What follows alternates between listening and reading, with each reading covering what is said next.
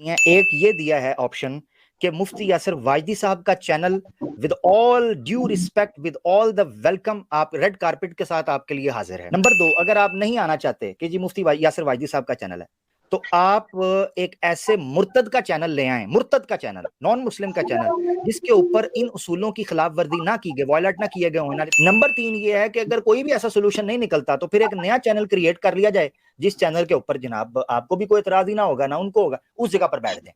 Number 4 ये है कि जूम पर आ जाएं और जूम अपनी पर आ जाए। रिकॉर्डिंग आप ले जाएं, हम अपनी रिकॉर्डिंग ले जाएं और वो रिकॉर्डिंग अपने चैनल पर डाल लें। आपको ये खतरा भी नहीं होगा कि भाई हम कोई एडिटिंग कर देंगे, जो कि आप खुद रिकॉर्ड कर रहे होंगे अपने। ये भी दे और दूं सर मैं 5वां ऑप्शन भी दे देता हूँ, 5 जी ऑप्शन दिए मैंने। जी 5वां जी ऑप्शन ये है कि सचवाला माफी मांग लें, ब्लास्फेमी के ऊपर वादा कर लें कि आइंदा ब्लास्फेमी नहीं करेंगे और जो मटेरियल है वो हटा दें।